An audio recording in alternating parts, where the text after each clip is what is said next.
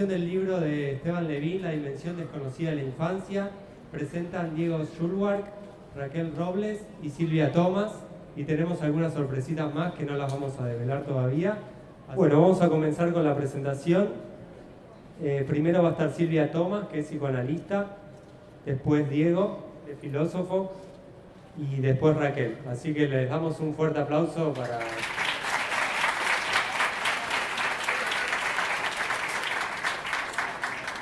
Bien, empezamos con Silvia.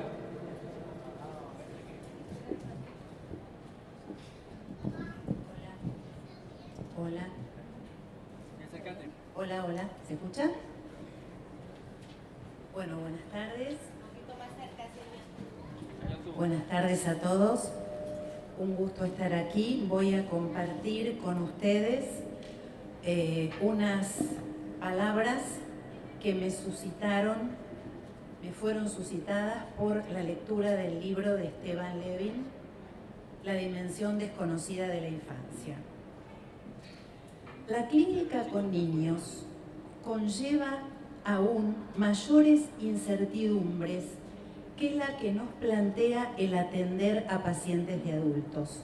Soy psicoanalista, Gracias por prender la luz. Entonces, la clínica con niños conlleva aún más incertidumbres que la que nos plantea el atender a pacientes adultos. Un analista de niños nunca termina de conocer lo suficiente aquello que hace, su métier. Es por esa razón que al comenzar su práctica con los pequeños, algunos analistas nobles vienen a vernos a los más viejos y nos preguntan si pueden echar manos a ciertos parámetros tales como cajas de juego estandarizadas o los propios tests, aunque sean los proyectivos, los test de personalidad. También es por esa dimensión desconocida y vertiginosa de la infancia que los que nos decidimos a transitar el sendero del análisis con niños desde hace ya muchos años, nos encontramos de tanto en tanto con colegas para compartir y reflexionar sobre nuestra clínica, que es lo que nos permite arribar a nuevas teorizaciones cada vez. Esto es así porque realmente hay una dimensión desconocida de la infancia, con lo cual quien elija atender niños y decida continuar haciendo esto a lo largo de su vida como analista, será aquel que, estando dispuesto a deponer saberes teóricos e incluso su experiencia clínica, se prepare para recibir a un sujeto que, sufriendo, viene a vernos, con la particular condición de ser acompañado por los adultos que están en función paternal. Una condición que, nos decía Freud, no es la más sencilla de acoger. Es diferente que alguien venga, un adulto viene porque quiere curarse. Al niño lo traen. Me gustaría recordar y contarles a los que no lo saben que dentro de los psicoanalistas de niños, en la actualidad, hay varias posiciones teórico-clínicas. Algunas de ellas no dan lugar al trabajo con los padres, por ejemplo, y ven solo al niño. Otras tampoco consideran que el juego deba tener un espacio en las sesiones, ubicando como único instrumento, aunque sea un niño, aunque se trate de un niño, ubican como único instrumento a la palabra verbalizada.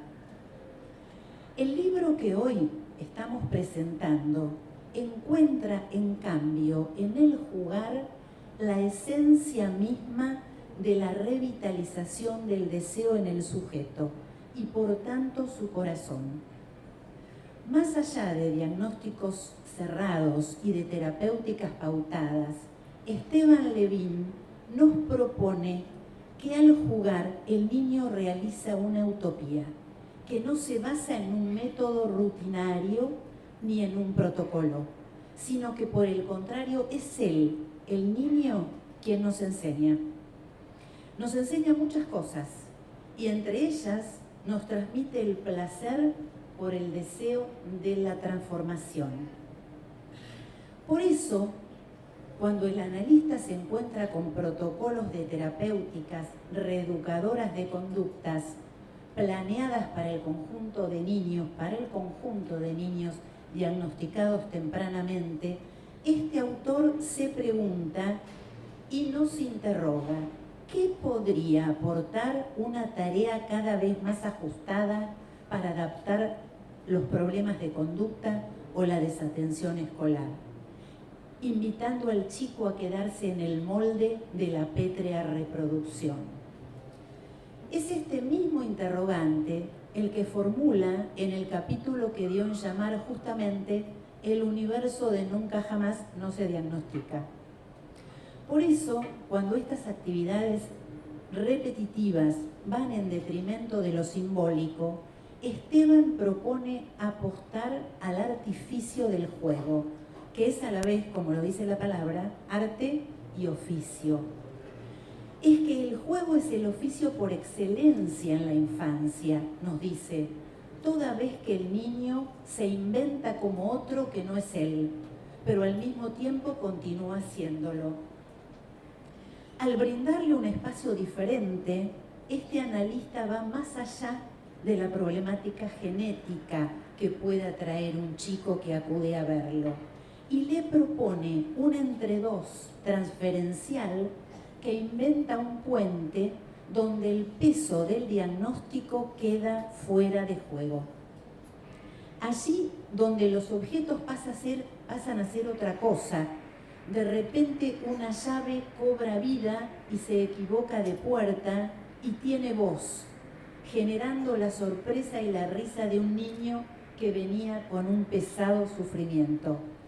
La intervención del no es eso, con su sesgo poético, conmueve la fijeza de lo inerte. La experiencia lúdica es propuesta desde este psicoanalista que se presta al juego por considerar que un niño nunca coincide con un diagnóstico, lo cual implica un posicionamiento ético que de seguro tendrá consecuencias en la dirección de la cura, con el niño y con sus padres, a quien también decide escuchar. Me pregunto, ¿qué me otorga la lectura de este libro? La reflexión de que los niños descubren la capacidad de jugar mientras juegan. Así hilvanan la dimensión desconocida, que, como dice el autor, es causa y sostén a la vez de la propia subjetividad. Esa capacidad se despliega a partir de un don que circula haciendo trama, sosteniendo la escena. Es lo que en el texto se da en llamar el plus del don, que se produce a partir de la experiencia lúdica que este analista suscita y comparte. Les diría que La dimensión desconocida de la infancia es un escrito que aporta aires nuevos, porque no se ata a citas repetitivas de los autores ya conocidos, aunque sí se vislumbra en sus páginas una formación rica en diversidad teórica, no solo analítica, sino también filosófica y antropológica. Este texto presenta su propio rasgo. Es el distingo de un analista que deja ver su formación teórico-experiencial, no solo como psicólogo, luego como psicoanalista, sino con los dones que le aportara su paso por la formación como psicomotricista y profesor de educación física. Es un recorrido que hace experiencia. Notamos en estas letras que la historia del autor está en juego, habiendo trabajado el cuerpo y el sujeto desde distintos lugares. Nos encontramos con ese plus que nutre y hace a su rasgo diferencial. Hay algo de lo inimaginable que se le propone al analista que atiende un niño, una suerte de desafío de probabilidad de potencia que, al decir del autor, no puede reducirse ni a la razón ni al pensamiento. Es el vértigo de lo extraordinario, para lo cual Esteban propone estar dispuesto. Por eso los invito a la lectura de este ejemplar, ya que me ha suscitado el deseo de repensar una vez más el espacio de la clínica con niños, sobre todo porque sus letras dejan paso a la propuesta de un dinamismo que es amigo de la posición deseante para el analista como tal, ya que piensa al niño en su subjetividad. Gracias, Esteban, por la invitación a recorrer estas páginas y por poder decir sobre ellas. Gracias.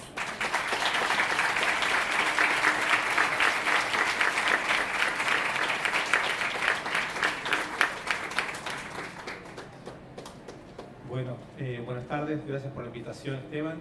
Yo pienso que si no fuera tan amigo de Esteban, no habría una explicación para que presente un segundo libro de psicoanálisis sobre niños, tema del que no sé absolutamente nada. Espero que acá haya muchos no psicoanalistas de niños para que podamos entendernos y de todas maneras acá estamos. Con Esteban hubo una idea en algún momento, estudiamos juntos, trabajamos juntos, de escribir juntos.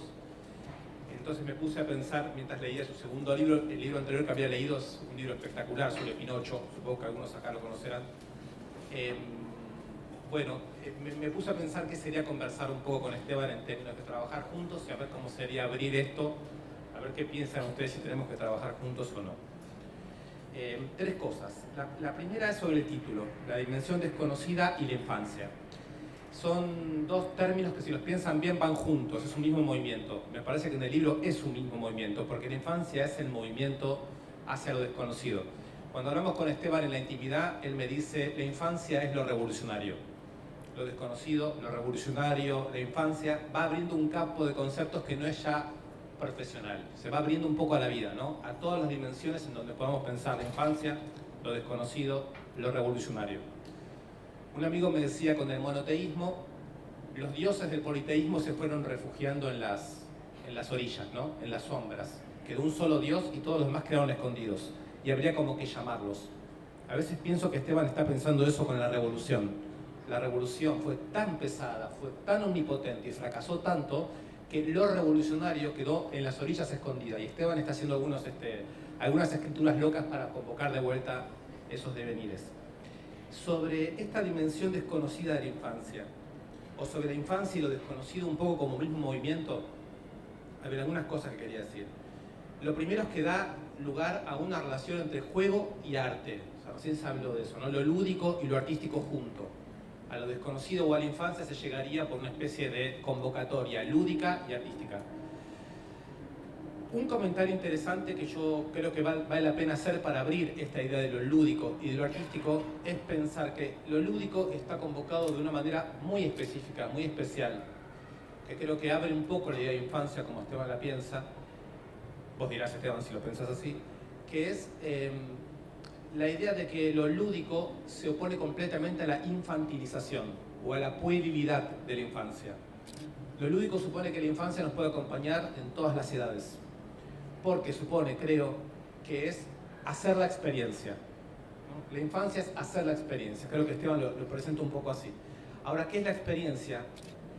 Piglia dice, es la capacidad de darle sentido a un acontecimiento que ocurre. Porque cosas pasan todo el tiempo, pero que pasen cosas no es exactamente hacer una experiencia. Para que haya una experiencia, uno teje un sentido para lo que ocurre. Me parece que esa podría ser una definición de infancia, de juego, de marcha a lo desconocido. Justamente cosas que ocurren, pero que necesitan de que nosotros tejamos un sentido, y cuando digo tejer, digo también hacer red, que es una cosa, es una idea que está muy potente en el libro, muy presente en el libro, es nuevo, me parece, en Esteban, está la lectura de Deligny. Ahora vamos a hablar un poquito sobre la red de Deligny, lo arácnido, los niños autistas o los niños pacientes de Esteban como pequeñas arañas. Ahora vamos a hablar de eso, pero lo lúdico por un lado. Por otro lado, digo lo lúdico, algo más de lo lúdico. Dice el filósofo Pablo Virno, jugar, cuando se juega en serio, no cuando se infantiliza a las personas, hacer un jueguito bobo, un ratito de ficción, un ratito de como si, sino jugar la vida como juego, la vida como marcha hacia lo desconocido, es no dejar que se estabilice un espacio para la regla y un espacio para el hecho empírico. No hay de un lado las reglas del juego, de otro lado lo que se nos ocurre hacer, sino que entre regla y hecho empírico hay todo el tiempo sustitución. La regla es revocable y todo hecho empírico se vuelve normativo. No se separa a priori las reglas del juego y el juego. Nosotros sabemos que en la vida real las reglas se hacen en cada movimiento. O sea que ese me parece que sería también una idea de juego que nos permite pensar la infancia de todas las edades. Bueno, hablo un poco rápido porque quiero ser breve. El tema de lo artístico. También es importante que lo artístico no me parece que sea lo estetizante, lo que aparece como bello, lo que aparece como serio en el arte. Un filósofo al que cita mucho Esteban y que también trabajamos mucho, cuando trabajamos mucho, juntos, mucho, Deleuze dice que el artista no es cualquiera. El artista es el que se anima a introducirse en el caos y volver del caos con consistencias nuevas. O sea, un artista crea sensaciones. No es que hace obra de arte en la medida en que hace durar, descubre, hace consistir sensaciones nuevas. Es decir, crea vida. Creo que si agarramos esta idea del arte y esta idea de lo lúdico, infancia y dimensión desconocida recobran un sentido que es muy clínico para la clínica de Esteban, pero va más allá de lo clínico. Este es un libro, cuando uno lo lee como lo lee, yo lo leo como un libro de filosofía. La otra cosa que quería comentar es una expresión que está muy fuerte en el libro de Esteban, que es entre dos. Lo escribe con comillas o con guiones, es un concepto. Es un concepto, entre dos. Digamos, entre Esteban y su paciente, entre un adulto y un niño, el entre dos del juego. Esteban más de una vez dice teatro, escenificación, dramatización. Es un teatro de entre dos. ¿Qué quiere este teatro entre dos? Crear una ficción, pero quiere hacer algo que no hacen los artistas específicamente. Creo que sería más bien crear un artista, porque en este caso, como se dijo recién, el niño es un paciente. Y el niño viene a propósito de un sufrimiento suyo y de su familia. Y Esteban está haciendo una relación entre lo estético, lo teatral y lo terapéutico. Esa relación entre lo estético y lo terapéutico es central en el libro de Esteban, en Esteban. Jugar es vincular también lo terapéutico con lo estético. Y si lo pensamos un poco, lúdico, estético y terapéutico, es exactamente lo que los que nos dedicamos un poco a pensar la relación entre la filosofía y la política decimos es lo que falta. Esa relación es lo que falta. Esa relación que crea sensibilidad es lo que falta en el plano político, es lo que falta en el plano teórico, es lo que falta en mucha de nuestra experiencia cotidiana. Así que insisto, esto es un libro, supongo yo, para psicoanalistas de niños, pero para muchos, y sobre todo diría para muchos que no lo somos. Ahora, sobre este teatro del entre dos, 4 comentarios breves. El primero, es un teatro que cobra de la idea del arte la idea de que se trata de crear posibles vitales. Un artista se mete en el caos para traer una sensación, para traer una posibilidad que no había. Trae un posible, crea un posible, o para decirlo de otra manera, atraviesa un imposible. ¿Qué es ese imposible? En el libro de Pinocho que yo le decía, eran los diagnósticos, lo que se dijo recién. Los diagnósticos crueles, estereotipados, sobre que ciertos niños ya no tienen ningún destino, nada que hacer, no pueden ser sujetos. Todos los libros de Esteban son esta búsqueda, este sumergirse para tirar del hilo por el cual el sujeto aparece. Y son descripciones muy conmovedoras, muy lúdicas y muy conmovedoras. Y ahí estoy de acuerdo con lo que se dijo recién, no está solamente el profesional, también está el escritor, ¿no? Este es un libro de un escritor, digamos.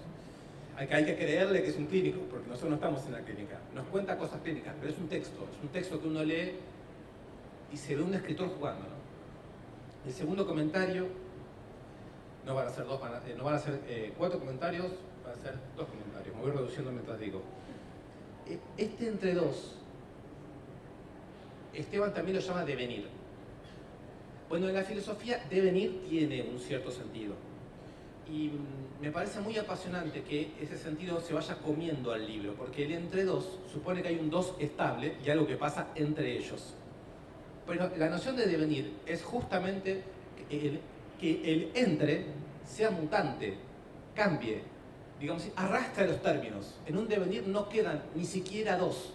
En un devenir, esos dos términos, son arrastrados por el movimiento. Y es bellísimo en el libro como el teatro es entre dos, pero el texto mete el devenir y va disolviendo los términos. Por ejemplo, en un momento Esteban dice, un niño que juega con una hormiga es un niño que pasa a tener una relación con la hormiga que no es una representación, no es la representación de la hormiga. Es un contagio afectivo, es un contagio de modo de ser, es un descubrir relaciones. Exactamente eso es un devenir. Último comentario sobre la plasticidad simbólica. Es un concepto de Esteban. Hasta donde tengo entendido es de Esteban, inventado por Esteban. Y liga, obviamente, plasticidad y simbólico. Plasticidad, según yo aprendí con Esteban, viene de una filósofa, Catherine Malabou, que trabaja sobre el cerebro. Y cuando ella usa la palabra plasticidad, hace algo muy interesante, que insisto, desde donde leo yo es muy interesante. La plasticidad es capacidad de recibir forma, es capacidad de dar forma y es capacidad de resistir, recrear formas, explotar formas y cambiar destinos. La plasticidad cerebral hablaría justamente de que el cerebro no está hecho, no está acabado, todo el tiempo va cobrando forma y es capaz de torcer destinos. Y dice Malabou, cuidado, porque siempre que nosotros queremos hablar de plasticidad, se suele terminando hablar de flexibilidad. Y la flexibilidad es una mala representación de lo plástico, porque lo flexible es la capacidad de recibir forma. Es solo una posibilidad de lo plástico, recibir forma. ¿Vieron cómo se habla de flexibilidad laboral? ¿Vieron cómo todo se vuelve flexible en cierto momento? Pero flexible es dócil. Flexible, en cambio, plástico es potente. Recibe forma, da forma, cambia destinos. Es muy interesante esta idea de plasticidad.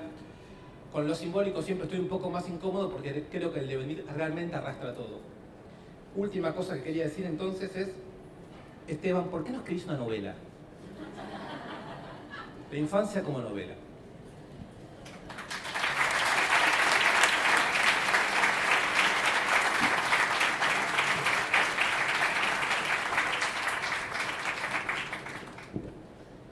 Bueno, buenas noches. No sé si puedo hablar tan rápido. No sé si estamos apurados. No, tenemos tiempo. No, ¿estamos bien? Vamos bien. Bueno, muchas gracias por esta invitación. Yo me hice la misma pregunta que el compañero, que tu nombre es Diego. La misma pregunta que Diego sobre por qué estoy acá. Pero imaginé distintas respuestas posibles, hipótesis en relación a por qué estoy acá. Entonces, como Esteban en este libro habla mucho del tiempo, de qué es el tiempo, o cómo podríamos graficar el tiempo, o qué cosas suceden en el tiempo, entonces pensé en una hipótesis causal.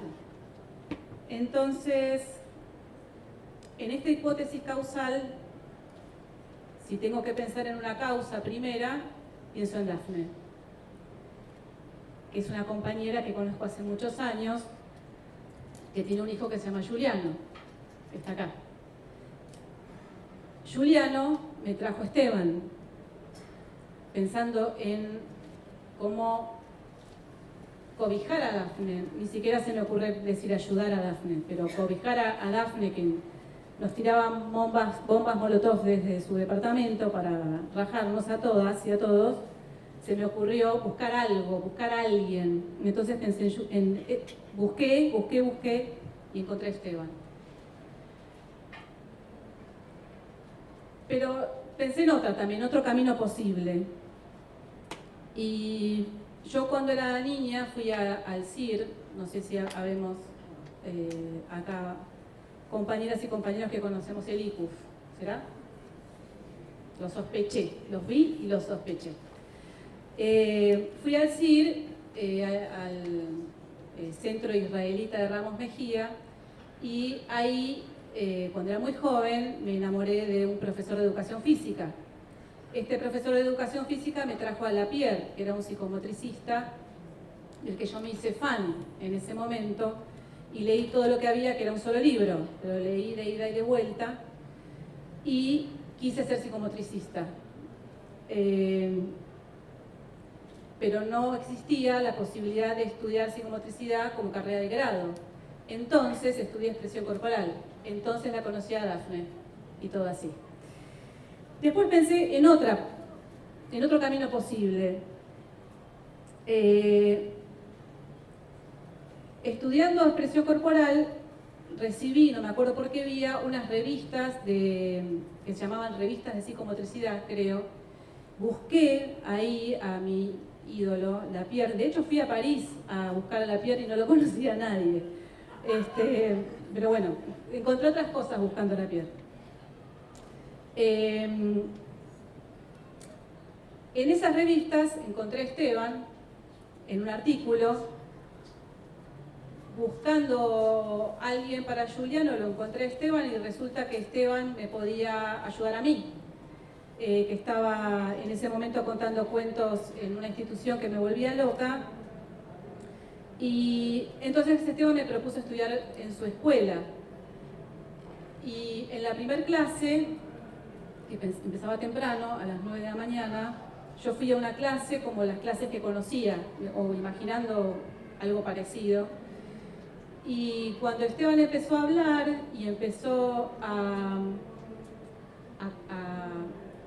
explicar esto de la constitución del sujeto en el campo del otro, yo me encontré a mí misma llorando conmovida por ese acto de la transmisión, sin saber muy bien qué era lo que estaba pasando o qué era exactamente lo que estaba entendiendo, pero nunca me había pasado una experiencia como del arte en una clase. Y cuando salía a las 4 o 5 de la tarde, había cambiado de paradigma.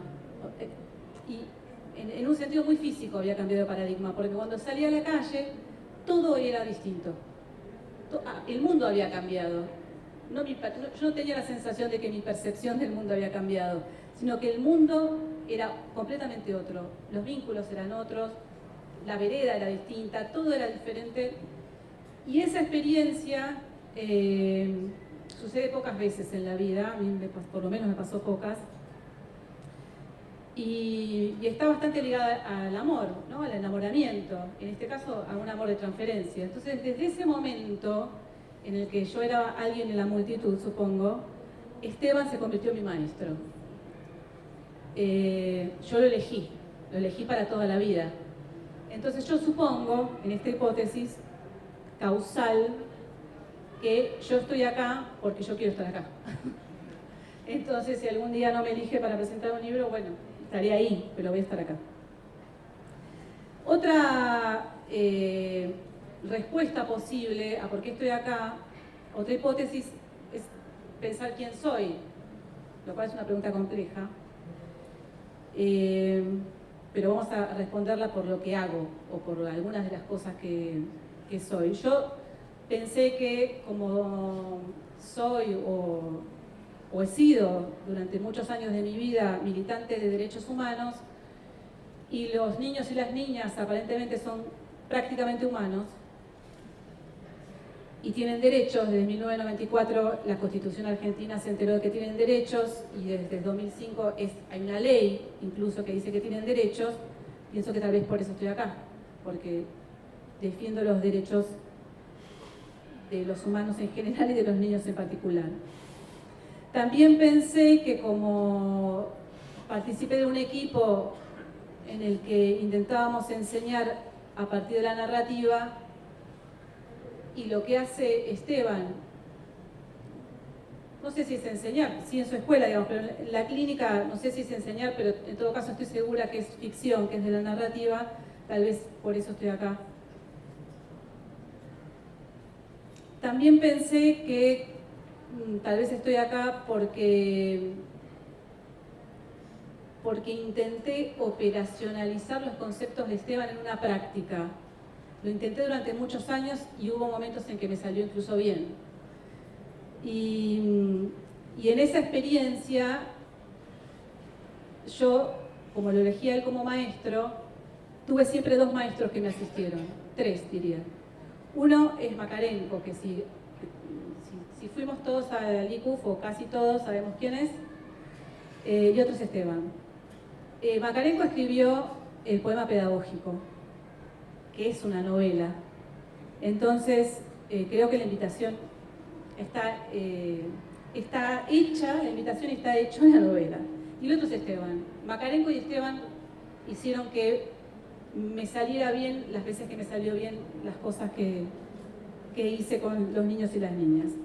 Pero la hipótesis que a mí me interesa rescatar, la que yo elijo, no sé por qué estoy acá, como vi que en la tarjeta decía Raquel Robles, escritora, entonces supongo que es por eso que estoy acá. Y si me permiten, voy a, ya que acá el compañero Diego habló de Esteban escritor, me parece que me toca hablar de Esteban como escritor. Entonces elegí un pequeño texto de Blanchot que se llama La literatura y el derecho a la muerte, muy chiquitito, es muy extenso y muy interesante, piensa a Kafka, justo Esteban trae a Kafka en este libro, y dice así: con toda seguridad se puede escribir sin preguntarse por qué se escribe. ¿Acaso un escritor que mira su pluma a trazar letras tiene el derecho de suspenderla para decirle, detente? ¿Qué sabes de ti misma? ¿Con vistas a qué avanzas? ¿Por qué no ves ¿por qué no ves que tu tinta no deja huella, que vas en libertad hacia adelante, pero en el vacío, que si no encuentras obstáculos es porque nunca dejaste tu punto de partida? Y sin embargo escribes sin reposo, descubriéndome lo que te dicto y revelándome lo que sé. Leyendo, los demás te enriquecen con lo que te toman y te dan lo que les enseñas. Ahora has hecho lo que no has hecho, lo que no has escrito. Escrito está, estás condenado a lo imborrable. Admitamos que la literatura empieza en el momento en que la literatura es pregunta. Esta pregunta no se confunde con las dudas o con los escrúpulos del escritor. Si éste llega a interrogarse escribiendo, asunto suyo. Que esté absorto en lo que escribe, indiferente a la posibilidad de escribirlo, que incluso no piense en nada, está en su derecho si es así feliz.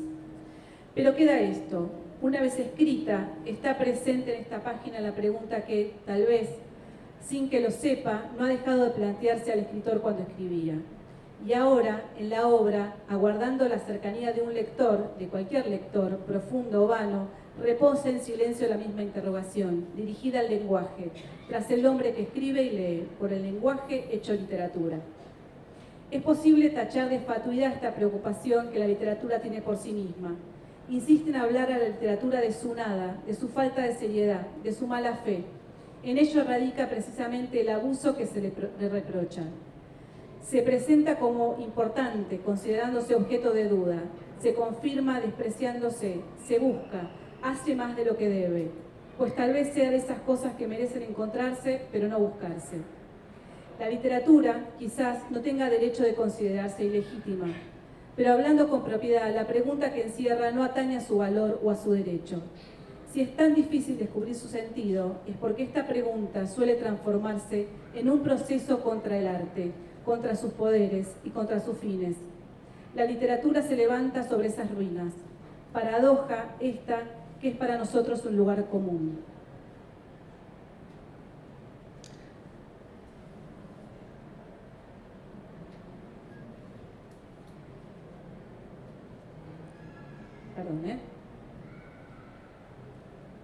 La paradoja de la que habla nuestro Blanchot y me parece que voy a tratar de decirlo con mis pobres palabras, es que un escritor solo es escritor cuando escribe.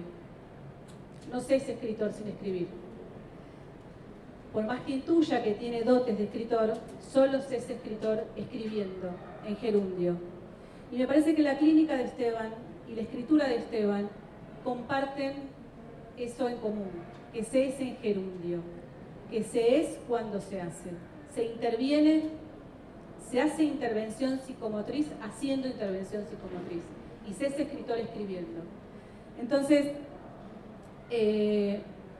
me parece que la literatura de Esteban habla de Esteban como escritor y habla de Esteban como, no me gusta mucho decir la palabra terapeuta porque por ahí me remite a otras cosas, tampoco sé exactamente si decir Esteban como psicoanalista porque me gusta reivindicarlo a Esteban como psicomotricista, aunque se nos confunda con otras profesiones y se nos pregunte si hacemos gimnasia o cosas así. O rehabilitemos a personas que tuvieron accidentes. Me parece que Esteban peleó un montón por ser psicomotricista y entonces en homenaje a esa pelea vamos a dejar los otros términos afuera. Entonces me parece, digo, que si para escribir hace falta escribir justamente y para intervenir hace falta intervenir, podemos pensar que la literatura, no lo escrito, ¿no? Porque una receta de cocina no es literatura. La literatura comparte esta primera, la literatura y el advenimiento del sujeto comparte la primera narrativa que nos hace a nosotros sujetos de esta cultura. Si nosotros pensamos en este primer juego, que inclusive está en el libro de Esteban, que dice, ¿dónde está el nene? Acá está. En ese silencio del medio, en esa incógnita del medio, es donde aprendemos nosotros a contar y escuchar historias. Y en esa incógnita del medio, en ese silencio que se hace en el medio, es donde también advenimos sujetos. Entonces me parece que se comparte lo ficcional, el armar una escena con la literatura. Y para pensar el libro, más concretamente, que acá tengo que decir que fue ilustrado por Vladimir Matio, para pensar el libro voy a traer dos cositas nada más en relación a lo formal, que es lo que me toca como escritora. En el libro anterior, que también compartimos mesa con Diego, hablé sobre las citas. Las citas en el libro de Pinocho y las citas en todos los libros de Esteban, que creería que conozco las obras completas. Las citas son muy importantes en todos los libros de Esteban. Hasta el libro anterior, las citas eran digresiones que nos llevaban a otros lados, a otras literaturas, a otras escrituras, eran digresiones. En aquel momento las comparaba con las citas de El beso de la mujer araña de Puig, que si ustedes lo recuerdan o lo conocen, son citas que podrían estar donde están como podrían estar en cualquier otra parte, porque no remiten a nada de lo que está en ese texto, ¿sí? En este libro las citas están aparte, las citas no interrumpen, las citas están por fuera de los artículos, están por fuera, están detrás, están debajo. Y eso a mí me hizo pensar en una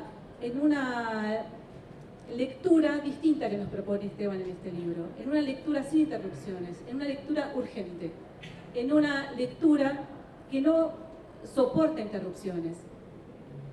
Por supuesto pensé en una escritura urgente que no soporta interrupciones, ¿no? En una escritura que necesita de un lector ahora mismo, necesita un lector atento que no se vaya por las ramas. Y me hizo pensar también en un libro muy maravilloso de Gianni Rodari que se llama Gramática de la Fantasía, donde él dice que no va a citar a nadie porque todo lo que escribe ha sido escrito o comparte ideas con un montón de otra gente, pero que ya no lo recuerda.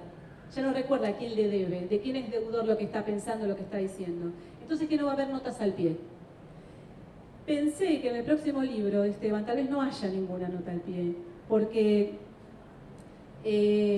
tal vez sea una literatura aún más urgente, donde lo que va recogiendo de distintos autores que no siempre son ni del psicoanálisis ni de la filosofía, sino muchas veces de muchos otros lugares, esté tan adentro del texto que nos invite a una referencia más escondida, a una referencia más borgiana, inclusive a una referencia apócrifa, a una referencia que tal vez no exista, porque algo pasa también con nuestra memoria, ¿no? Que a veces es acontecimientos que existieron y a veces son acontecimientos que existieron en nuestra propia imaginación. Lo otro que tiene este libro, distinto también, y voy a traer lo que compartió Diego, es que el libro deviene, el libro contiene el devenir. Es decir, el libro empieza con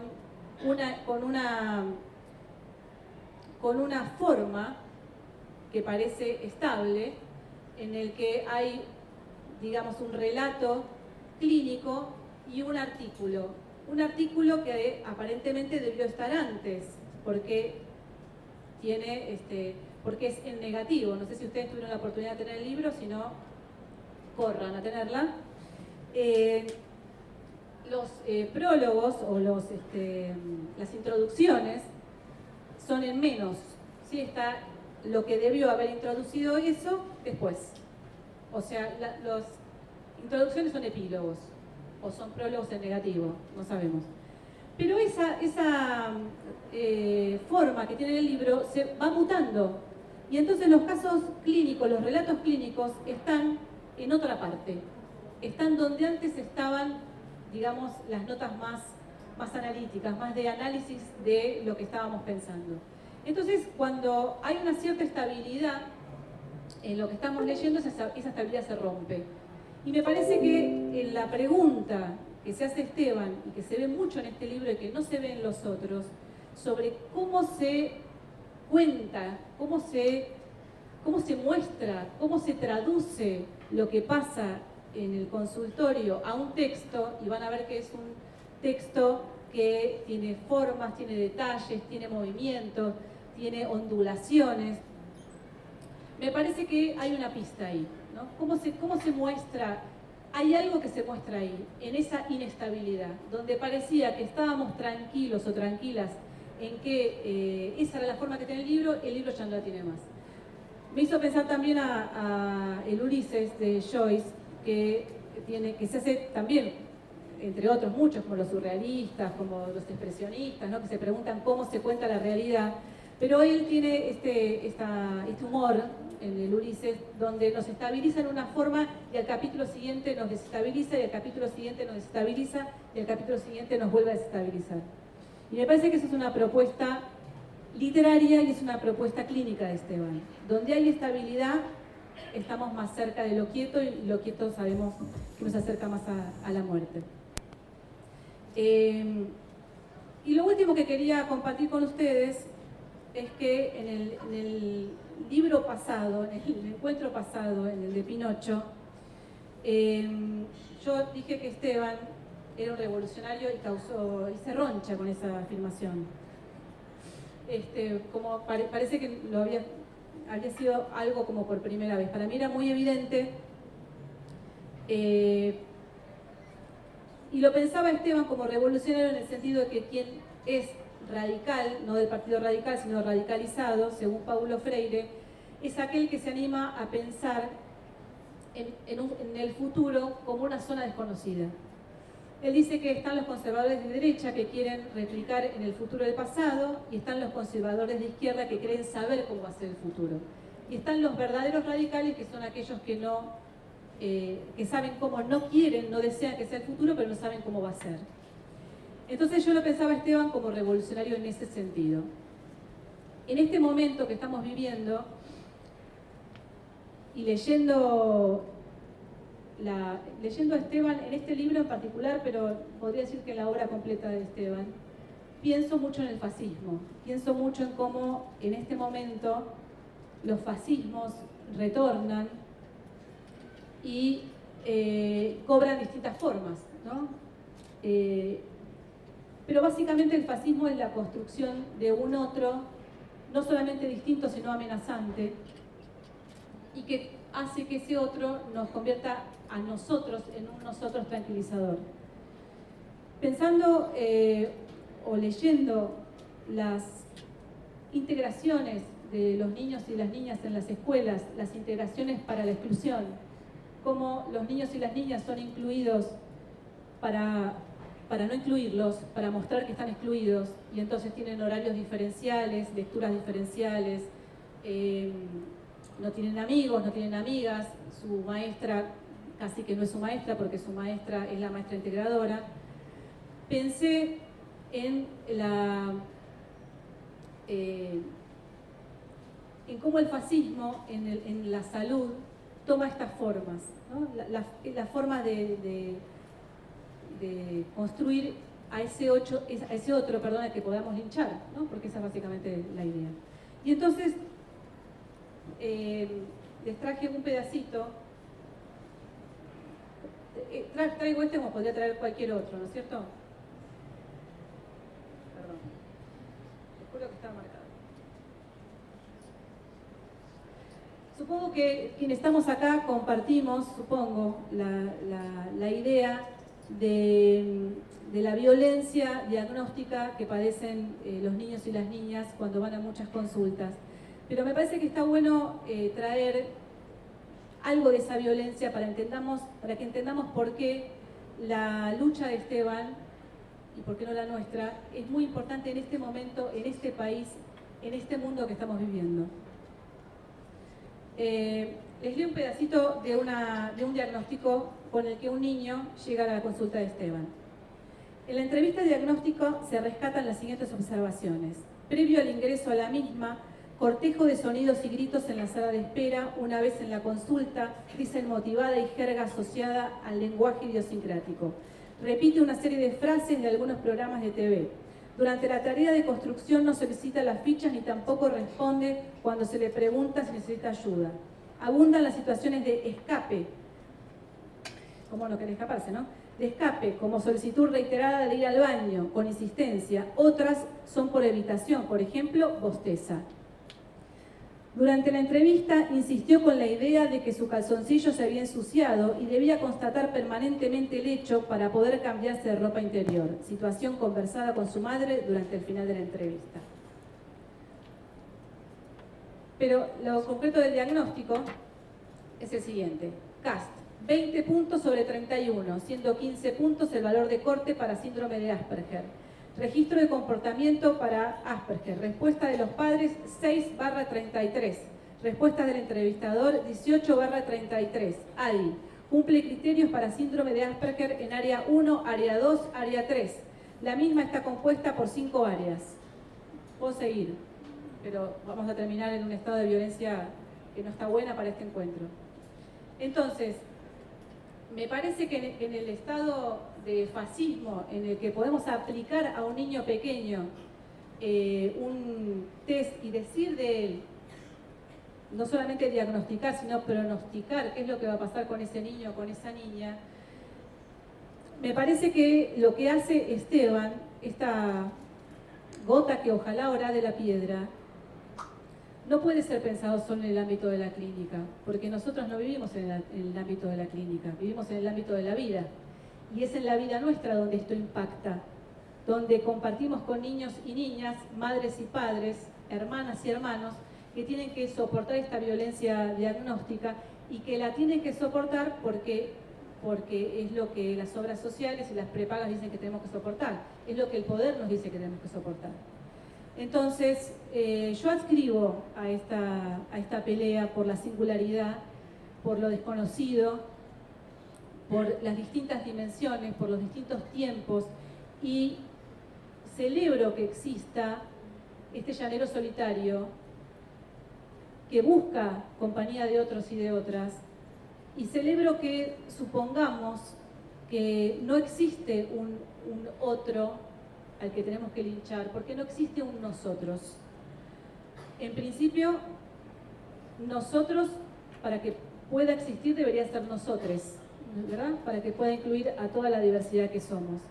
Y segundo, porque no hay un mundo de iguales que compartimos los que estamos bien, los que hemos podido con las instituciones, los que no hemos sido rechazados de todas las instituciones, los que, no sé, los que podemos soportar estar acá sentados, los que tenemos modales inclusive de niños y no bostezamos cuando nos aplican un test, los que no queremos ir al baño, no queremos salir de un consultorio cuando nos están agrediendo, los que estamos adaptados, ese sería el nosotros. Yo no quiero ser de ese nosotros, prefiero ser de nosotres, prefiero ser de Esteban. Bueno, muchísimas gracias a Esteban por abrirnos esta puerta. Y los quiero invitar a que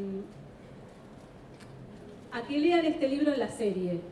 Los quiero invitar a que lean este libro en la serie. Los quiero invitar a las obras completas, porque vale la pena y porque hay un diálogo entre el primer libro y este último libro. Y es un diálogo con nosotras y con nosotros. Muchas gracias.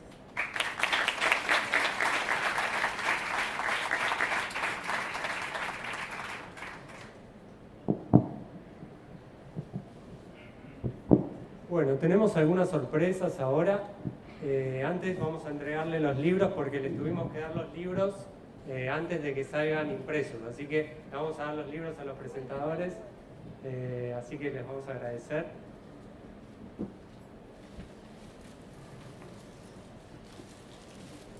Y pedimos un aplauso de vuelta para todos ustedes.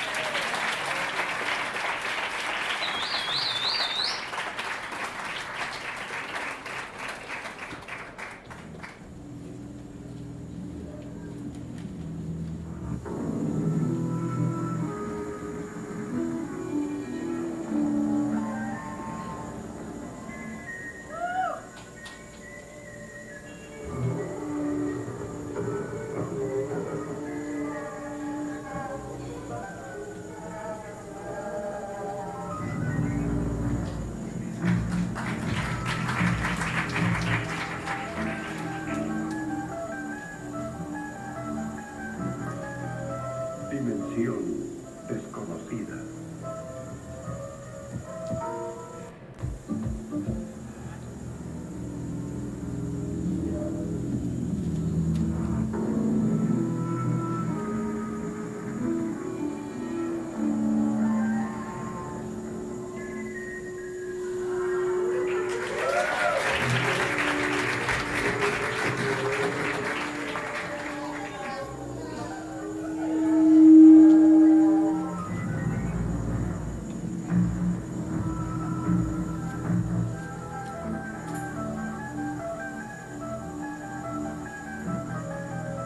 Dimensión desconocida.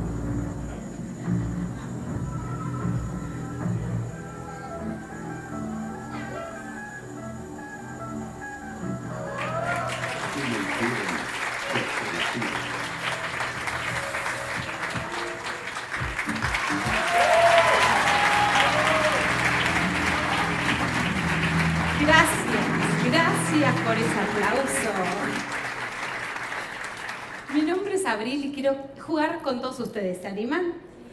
Para empezar, me encantaría que entremos un poquito en calor desde el lugar, no hay que salir a correr. Y quiero que todos extiendan las dos manos. Buenísimo, todas las dos manos. Ponemos dorso con dorso. Genial. ¿Estamos todos igual?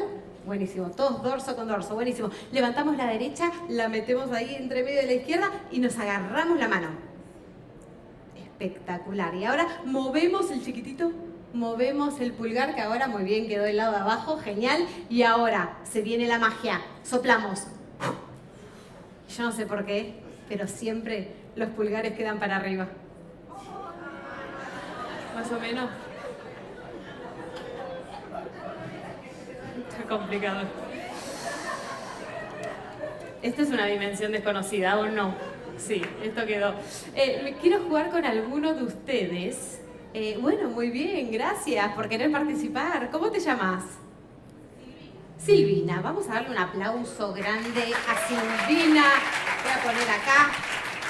Sil, ¿te podés sentar, por favor? Gracias. Tenemos acá el libro de Esteban. Vamos a hacer un juego con el libro de Esteban. ¿Te parece? Dale, buenísimo. Yo quiero que vos elijas una página de todas estas, así que yo sin mirar, yo las voy a ir pasando, vos me decís alto cuando quieras. Perfecto, vamos a parar ahí, yo no miro. ¿En qué número de página te detuviste? ¿Te lo digo? Sí, decilo en voz alta. 186. 186. ¿Y al lado cuál está? 187, obviamente. Pero te detuviste en la 186. Quiero que te acuerdes de la primera palabra de la página 186. Que no sea un conector, que no sea una palabra cortita, que sea la primera palabra que tenga 4, 5, 6, ¿sí? ¿Ya la tenés? ¿Te la vas a acordar? Sí, sí. Perfecto, tenés el libro. Transmisión del pensamiento. Conexión entre las mentes. ¿Sí? ¿Crees en la transmisión del pensamiento? Entre vos y yo va a haber una coincidencia. ¿Crees en las coincidencias? Sí. Yo también. Una coincidencia. Arrancamos bien. Empezamos entonces. Cuando yo digo conexión entre las mentes, la gente igual desconfía, piensa que no es real. Voy a hacer la demostración que esto es real, Señor. Voy a tratar de ingresar en su cerebro. ¿Sintió algo? ¿Sí? Qué raro si todavía no hice nada. No lo puedo creer. Arrancamos, Sil, entonces. Vos vas a pensar en la palabra que acabás de ver y yo acá voy a tratar de adivinar cuál es. Bien, me está llegando la información. Sí, si yo te digo la palabra pradera, ¿podría estar relacionado? ¿Sí? Ok. Si yo te digo libertad, ¿lo sentís como que es? Ah, eso es bueno, eso es bueno. Bien, lo estás haciendo excelente. Si yo te digo esto, ¿es algo que vos haces habitualmente? No. ¿Pero te gustaría? Sí. Yo ya la... Creo. Me la voy a jugar.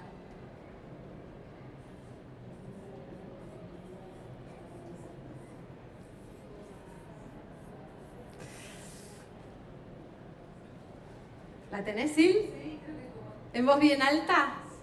¿Puedes decir cuál era la palabra? Cabalgar.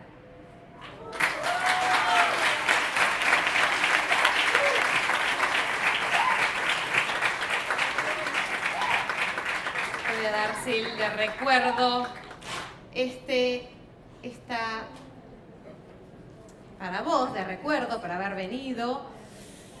Y hablando de la dimensión desconocida, yo realmente estoy como anonadada, Sil, no lo puedo creer, porque, no, en serio, porque no puedo creer cómo te acordaste de una palabra, de una hoja que no existe.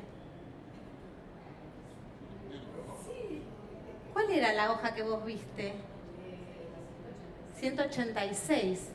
¿Vos podrías abrir el libro y buscar la página 186?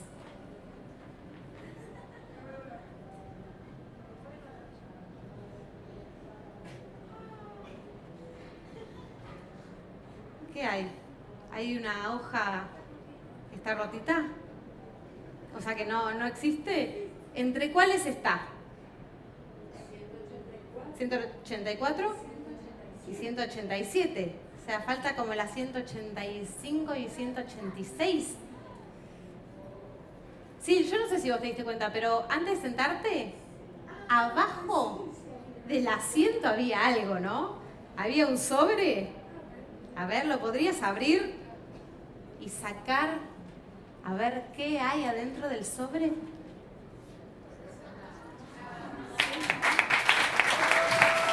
Hay una hoja. ¿Qué hoja es? La 186 y 185. A ver, vamos a ver si realmente coincide. ¿Coincide perfectamente? ¿Sí? Esto no lo puedo entender. Sil, regalo también para vos. Mi nombre es Abril y espero que hayan disfrutado esta magia. Gracias. Gracias, Sil.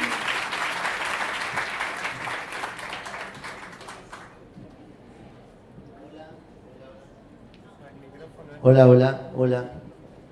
Bueno, ¿cómo están? Ay, a ver, los que vienen acá tienen como el privilegio como de enterarse de algunas cosas por las cuales yo escribo, ¿sí? Primero les agradezco porque después empiezo a hablar y, digamos, empiezo a hablar. Pero en realidad, de lo que se va a tratar siempre va a ser de una cierta red que construimos entre todos. Como siempre decimos, escribir no se escribe solo, sino se escribe entre todos. Y acá están todos, yo no puedo creer, digamos, están los que juegan al fútbol conmigo, están los que están en el bar, en el café, están los papás de los pacientes, están pacientes, están colegas, están amigos, está mi familia, o sea, los que quiero. Así que yo digo, a veces escribo nada más que para llegar a este momento que dura muy poquito, donde están todos, porque a veces hay uno, no hay otro, pero el momento en que están todos es ahora. Para mí es muy loco, es como una dimensión cuántica, es decir, que al mismo momento pasan muchas cosas, ¿sí? Y están los afectos como circulando por ahí. Me decían, ¿cómo estás hoy? ¿Qué sé yo? Estoy como ahí. Cuando yo estoy como ahí hago alguna cosa media rara, me pongo el pantalón corto y voy como a correr. Ahí aparece como ese Esteban chiquito que aparece en la foto que ya les voy a contar. Y vamos a ver un poquito, les cuento un poquito algunas cosas del café de este libro que es un poco extraño. Es extraño para mí, por lo menos, el haberlo escrito y cómo lo fui como escribiendo, pensando de alguna manera con ustedes también. A Silvia la conocí hoy, y digamos, o sea que nos conocimos a través de un escrito, así que digamos, no hay mejor manera de conocer a otro que escribiendo y compartiendo esas cosas que entre las letras nos dicen cosas, porque las letras dicen cosas. Esa es la textura de la letra. La textura de la letra no está en la letra, sino en lo que pasa entre. Nos fuimos dando cuenta que en realidad lo que se pone en juego siempre es la relación que hay entre las letras. Y es ahí donde entramos a jugar, ¿sí? La verdad que escucharla a Raquel, escucharlo a Diego, que los conozco hace tiempo a ellos, y que vienen acá como a contarnos lo que les impactó, lo que les impresionó, lo que implica el acto de escribir y de estar ahí juntos pensando a veces y otras veces como guiñándonos el ojo. Los libros son como un guiño de ojo, que lo lleva uno a un lado o a otro lado. Y eso es lo que realmente una de las dimensiones que más aprecio cuando justamente compartimos esa dimensión que desconocemos, pero no para conocer, para desconocer. En un mundo en el cual está lo hegemónico, en un mundo en el cual hacen un diagnóstico que ya significa un pronóstico, nosotros venimos a plantear justamente que la función central de la infancia es justamente lanzarse a jugar, y cuando uno se lanza a jugar no sabe a qué va a jugar cuando se lanza a jugar. Y ahí, como siempre digo, va todo para nosotros. Nosotros, que le pedimos plasticidad a los niños, somos plásticos en nuestro acto clínico, somos plásticos cuando escribimos, podemos escribir, tratar de transmitirles a ustedes lo que siento al escribir. Esa fue la historia de este libro. Yo estaba corriendo en Punta del Diablo, en Uruguay, estaba corriendo en un día de lluvia torrencial. Digo, ¿cómo hago para transmitir en el libro el acto de jugar? Voy a tratar de que cuando ustedes lean, hay que jugar. Y ustedes se van a encontrar en el libro que hay algo que les va a pasar cuando juegan, y así empieza, que la introducción es -1 introducción, viene 1, viene -1 introducción y termina con -0 introducción. Un número que no se negativiza, el 0 no se... O sea, es un número medio raro. Se llaman las huellas del caracol. Si ustedes me dicen qué significa esas últimas 3, 4 hojas, no lo sé. por suerte, porque el caracol deja unas huellas que después se van. Pero termina con un caracol que dice, la infancia es el destino. Qué loco pensar que la infancia es el destino cuando en realidad uno nace con la infancia, ¿sí? O sea, que no hay futuro sin infancia, ni hay infancia sin futuro, pero no hay pasado sin niñez y no hay niñez sin pasado. Y nosotros trabajamos justamente con esos niños que sufren, y en el sufrimiento está la angustia, y está la angustia de la escuela, está la angustia de los padres y está nuestra propia angustia. Compañeros, como venía una madre el otro día, termino 10 menos cuarto, a las 10 es la primera entrevista, como uno nunca termina a la misma hora que piensa, termino 10 menos 5, todos saben que soy medio impuntual para esto. Y entonces justo abajo del consultorio pusieron un café. No sé si están acá los compañeros de Mateo, el Café Mateo, pero es un café en el cual se empieza a formar parte del consultorio, es como una red. Entonces yo me siento y justo veo los papás que están viniendo, son 2 papás médicos, que vienen por su hijo que le dijeron que era autista, con lo cual están muy angustiados. Los veo y digo, escúchenme, ¿quieren venir a tomar un café? No, vengan, que estoy terminando, si no me quemo. Y se sientan. Hola, ¿qué tal? ¿Cómo están? Esto pasó hace poco, no está en este libro, estará en el que viene, no sé dónde va a estar. ¿Sí? Pero bueno, digo, hola, ¿qué tal? ¿Cómo están? Bueno, bien, lo que les pasa, ¿cómo se llama el gordo? No sé, Federico, bueno, que yo subimos a la sesión, me dice, sí, no, porque nosotros googleamos Levin, entonces sabemos que vos escribiste muchas cosas y ahora vas a presentar un libro, qué sé yo, ¿cuánto? Digo, pero fíjense qué paradójico, ahora el que no sabe nada soy yo, no ustedes. Estamos en el ascensor, llegamos al 5º piso, que es el consultorio, voy a abrir y digo, fíjense, ahora ustedes saben lo que yo no sé. Para mí el saber de ustedes es central, el saber de los padres, aquellos que fundan la posibilidad del deseo. Perfecto entonces la infancia, que nos viene a hablar del deseo del otro. No hay infancia sin otro, pero no hay un otro sin infancia. Y ahí entramos con el juego dialéctico que nos enseñan los niños cuando juegan. Cuando juegan, ¿son ellos o no son? Lo loco es que cuando un niño juega con una hormiga, de alguna manera se transforma en hormiga. Cuando juega en un auto, se transforma en un auto y sabe otra cosa, que nunca puede ser un auto, que nunca puede ser una hormiga. Y sin embargo, en ese momento es hormiga y no es hormiga. Es yo y no yo. Perfecto. Ese es el entre dos. Es eso que no sabemos, porque cuando abro la puerta del consultorio no sé con qué me voy a encontrar. Y bienvenido entonces lo que va a ocurrir ahí. Si es que yo me dejo, digamos, de alguna manera, atravesar por ese no saber.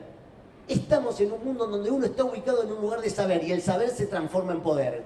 Y venimos a plantear que justamente cuando hay poder no hay juego. Es decir, que cuando uno se torna sensible al otro, algo pasa, algo nos pasa. Y recuperamos entonces lo único por el cual podemos trabajar con un niño. Es lo infantil de la propia infancia. Pero la infantil de la propia infancia no para quedársela, no es la ética del capitalismo, es decir, la ética del consumir, la ética del tener más, sino es justamente la que se pierde. Es lo opuesto a la plusvalía, es decir, es aquel plus que dejo para perderlo. Es ahí donde surge entonces el deseo. No hay deseo posible de un niño si no se encuentra con el deseo del otro. Y no es el deseo de escucharlo, es el deseo de jugar en esa escucha. Claro que lo escuchamos, pero lo escuchamos jugando, porque esa experiencia es la experiencia primordial, aquella que le permite a un niño pensar lo impensado. Y estábamos entonces con el libro para ver cómo hacíamos, porque se me ocurrió, digo, bueno, empezamos con el libro capítulo 1, después -1, y había 5 personas. Yo digo, no debe pasar mucho en este país que haya 5, 6 personas dentro de una mesa grandota y la editorial Novedú, ¿sí? Todo pensando cómo hacemos.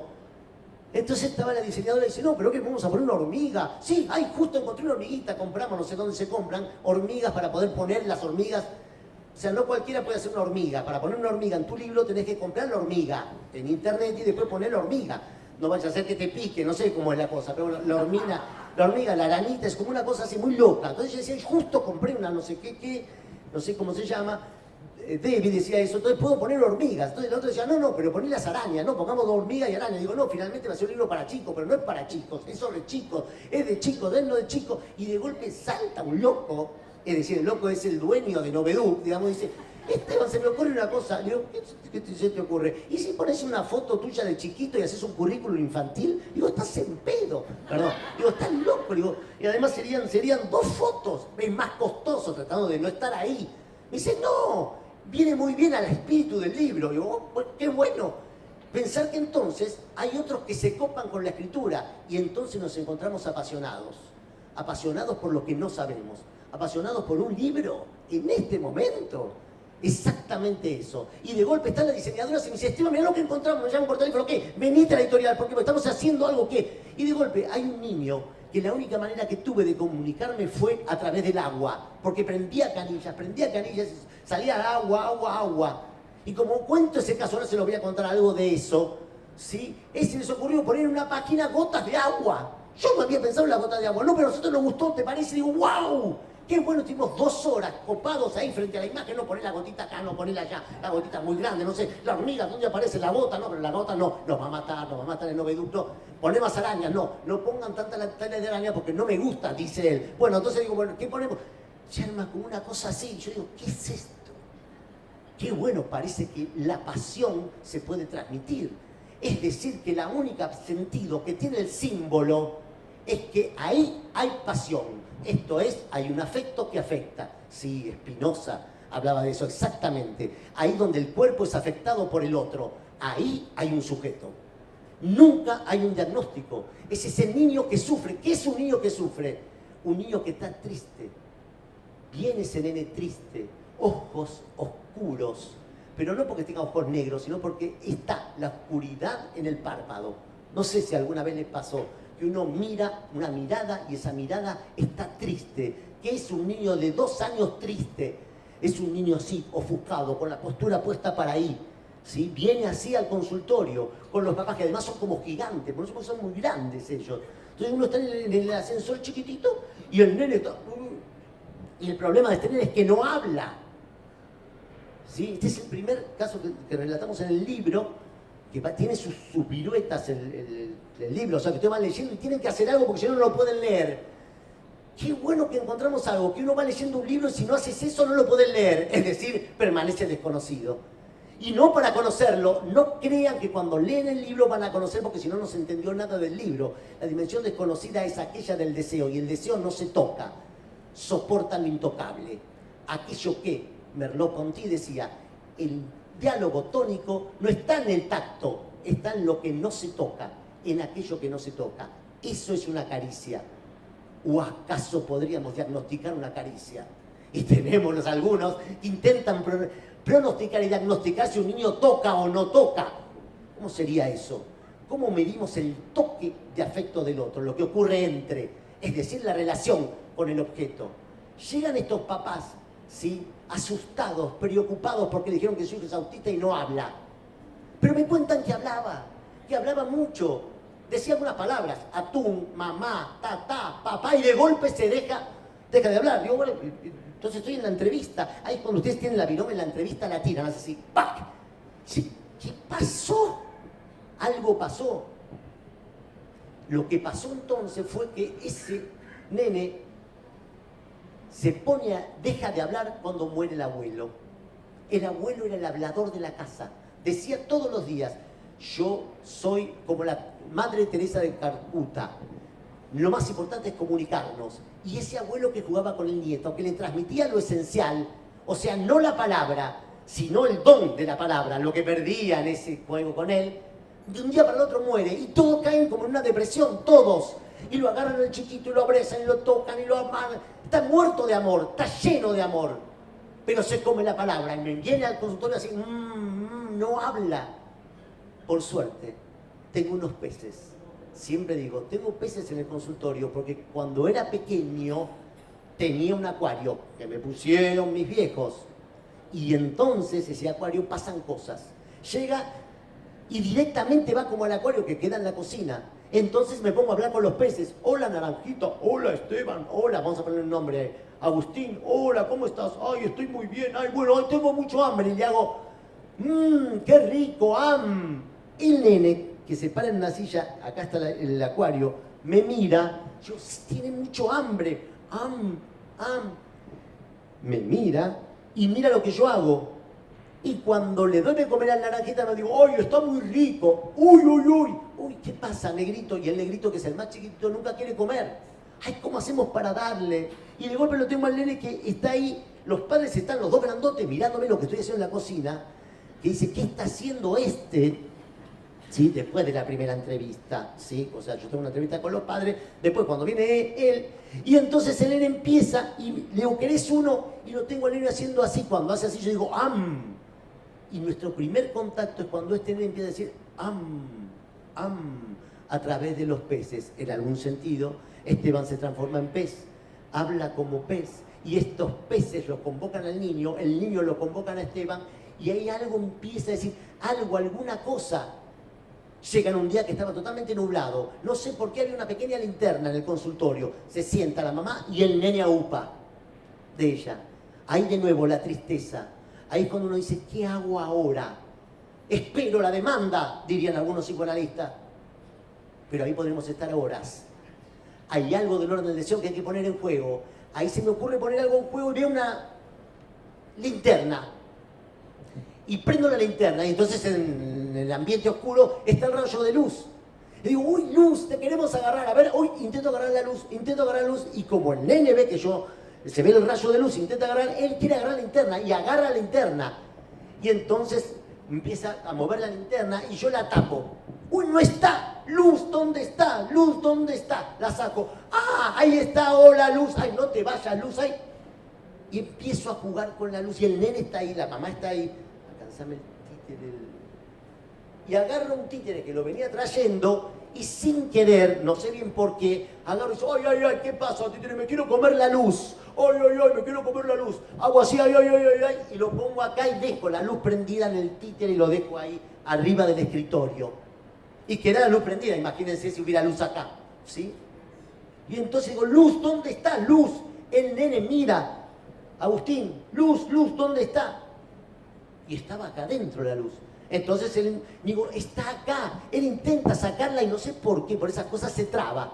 Se traba la linterna dentro del títere. Estábamos acá, la mamá, una amiga de la mamá que había venido, Agustín tratando de sacar la luz y no podía. La mamá intenta poder, yo no sé cómo hago, le hago así para que no lo haga. Intenta y en un momento, ¿sí? No sé cómo, hace así, la saca y dice, ¡mamá! Yo digo, me asusto. ¡Ah! Mamá, claro. Ay, ay, ay, ¿por qué hiciste eso, lobo malo? Ay, es que yo tenía muchas ganas de comerme la luz, pero no, tenés que compartir la luz. Y salimos con la luz. Ahí quedó mamá. Les digo que se fue la mamá y se fue él y yo quedé como impactado. Ese momento donde toca el timbre, ¡ting! Es otro paciente y uno está como conmovido por lo que pasó con lo anterior. Se desdobla. Y empieza de nuevo a tratar de escuchar, de jugar, porque el otro viene a jugar a la pelota y te toca el timbre.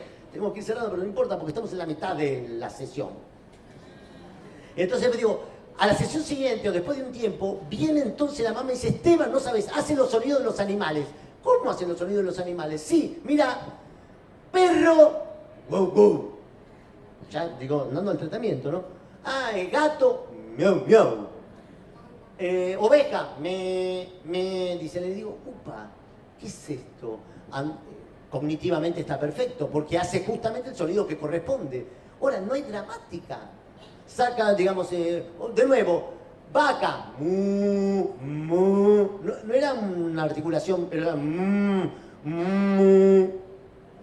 Bien, y en un momento agarra y la madre le dice, lobo, y el nene hace, Cuando dice así yo pego un grito y digo, no, lobo, no, lobo, no. Y me voy, me escondo. Y el nene va.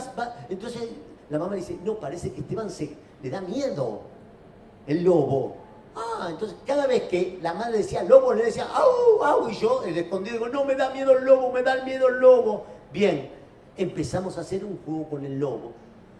En otra sesión, estoy con el nene y hacemos el lobo nosotros, ¡au, au! Y la madre se esconde y nos viene a buscar a nosotros. Y en un momento que la madre está escondida y yo estoy con el nene, yo empiezo a cantar. Juguemos en el bosque mientras el lobo no está. Lobo, estás. Y la mamá que está en el otro dice, me estoy poniendo las zapatillas. Yo pienso, entró en la escena. Genial, estamos muy lejos del autismo, estamos muy lejos del espectro, estamos jugando. No es que el niño habla, está armando otra escena. La única posibilidad de hablar es armar esta otra escena. Ahora, de a poquito está empezando a hablar, es decir, a colocar en acto un sonido que tiene pulsión, es decir, un sonido que tiene amor, es decir, un sonido que está apasionado. A eso me refiero con la palabra, a eso me refiero. Estamos con poco tiempo, compañero, un minuto, porque llego con otro piojito. Les digo esto y vamos a ir, digo con otro chiquito, muy chiquito, ¿sí? De 2 años, que ya tiene el diagnóstico de autismo. Y además, este niño, que les voy a decir, tiene un diagnóstico genético, tiene 5 años, ¿sí? Pero viene con muchas dificultades empezó a hacer terapias cognitivo-conductuales, le enseñaron un montón de cosas, etcétera, etcétera. Pero él empieza a repetir, se queda mirando un semáforo, dice los colores del semáforo, se queda mirando un tren, dice cómo se mueve el tren, digamos, pero se queda repitiendo eso. Entonces vienen a hacer una consulta nueva conmigo. Viene la primera entrevista, intento relacionarme con él y no siempre salen bien las cosas. No encuentro mucho cuál es la ventana, cómo hacer, viene siempre con el papá, el nene medio ofuscado, con algunas palabras que repite, hasta que en determinado momento, ¿sí? La segunda sesión, yo subo al ascensor y tengo justamente esto, que en ese momento tenía un control de garage, ¿sí? Intento abrir el ascensor y cuando intento abrirlo se me cae la llave. Y registro que el nene está en ese momento sonriendo de esto que se me había caído. Entonces digo, uy, llave, ¿qué pasa? Ay, no puedo abrir. Ay, llave, no podés abrir. Veo que el nene sonríe y me voy al departamento al 5º C. Yo estoy en el 5º A, corro por el pasillo. Imagínense que el consultorio se extiende como en red y ahora es del 5º, que yo sé que esa hora nunca está el del 5º C. Con lo cual intento y no puedo. El nene agarra la llave e intenta en el 5º B, que a veces está el señor un poco...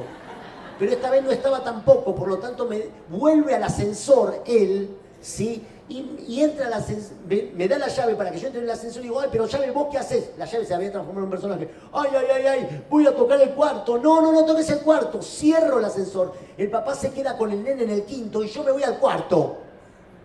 La segunda entrevista, digo, ¿qué hago? Estoy en el cuarto, ellos están ahí. Entonces voy rápidamente por la escalera y le digo, estoy acá, supongamos se llama Pedro, estoy acá. Entonces voy para allá rápidamente, ¿sí? Le muestro, le digo, mirá, estoy acá, pero la llave quedó en el cuarto. Yo había abierto el ascensor del cuarto y dejé la llave en el cuarto. ¿Me acompañás? Entonces me da la mano y me acompaña al piso cuarto a buscar. El cuarto está abierto siempre, dice acá la vecina, colega, sí, por supuesto, sí, está también la vecina, claro. Esta es la red que le estoy diciendo que se va armando en esos pequeños comentarios, en el encuentro con Mateo, ahí cuando jugamos al fútbol y de golpe alguien te dice algo, ahí donde aparece, digamos, algo del orden de lo infantil y se va armando la red.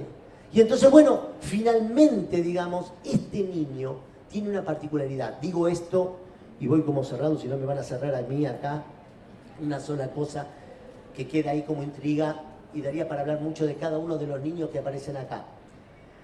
Que es lo siguiente, este nene trae unas medias, una media que la aprieta, que la tira, que la agarra, que la muerde. No es un objeto para jugar, no es un objeto transicional, no es un objeto que se transforma en juguete, es un objeto que él tiene de tensión, casi podríamos decir un objeto de goce. Cuando termino de hacer estas escenas, ese día agarra y me da la media. Le digo, ¿me das la media a mí? No lo puedo creer. Gracias. Si querés la vez que viene, te la podés llevar. A partir de ahí, cada sesión este nene me trae una media. Y no me la pide. Tengo un cajón lleno de medias. La madre me dice, Esteban, tenés todas las medias. Claro, pero no son medias para usar en los pies. Son las medias del goce. Él me da las medias y yo las guardo. Les pregunto, ¿para qué las guardo? ¿Qué sentido tiene la media? Ahí entonces, en el libro, escribo las medias. Y hay un cuento de Kafka que me hizo acordar a las medias. Pero sigo con la pregunta, ¿estas medias qué representan? ¿Qué presentan? ¿Qué me da? Pregunto, ¿qué hago con las medias? Y hago esto, comparto, escribo con ustedes. Recuerden que la red de la que estamos hablando no es una red que no tiene agujeros. La red está justamente, una red existe porque tiene agujeros vacíos. Y esos agujeros los vamos enredando, los vamos encontrando. Y de golpe me voy encontrando, yo estoy hablando de la red y hablo de las redes que armamos y cómo un niño arma comunidad. Y me doy cuenta escribiendo, digo, el primer deseo de comunidad de un niño, ¿cuál es? Es jugar. Perfecto, jugar con otro. Este es el primer deseo compartido. Qué bueno pensar que justamente el primer deseo de comunidad es el juego, cuando un niño juega con otro. Y esta posibilidad es lo que arma justamente el símbolo. De eso nos ocupamos nosotros, de que un niño pueda jugar, porque cuando un niño juega, crea un deseo. Qué loco pensar que un niño está armando un deseo cuando está jugando y lo está realizando en algún sentido también. Bien, voy a tener que ir cerrando porque si no me van a cerrar a mí acá, ¿sí? Y antes de eso, como siempre, digamos, últimamente, mejor dicho, digamos, tengo un pequeño obsequio para los compañeros de la mesa. Así que por haber la presentación, les mando un regalito para ustedes. Ahora yo después le alcanzo a Diego. Y también aquí para Daniel de Novedú, que ha confiado en estos escritos, que ha participado, porque la verdad que es lo que uno se va encontrando de esa red. En el libro se van a encontrar con algunas poesías, con hormiguitas, con arañas, con -1 y con algo muy loco que enuncio ahí, como ven yo siempre como tiro como ideas, digamos, que es algo así como la teoría de las cuerdas. Si ustedes ven esto y hacen una lectura subatómica de esto, digamos, se van a encontrar con átomos. Si seguimos así, dentro de los átomos están neutrones, protones y electrones. Si siguen más para abajo, se encuentran con cuerdas que vibran, que se anudan y vibran. Digo, ¡wow! La red. Qué loco pensar que la teoría del todo, esta de la supercuerda, es una teoría que dice que no hay 4 dimensiones, hay 10, hay 20, hay más. Compañeros, la dimensión desconocida para desconocer. Los invito a leer el libro y a compartir estas nuevas redes. Gracias.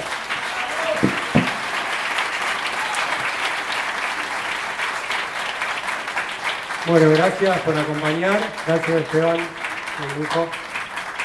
Sabemos que todos nos quieren saludar, pero tenemos que desalojar la sala, así que los esperamos en el stand Noveduc 1520, que está acá nomás, siguiendo acá por el pasillo, y ahí los saludan. Gracias.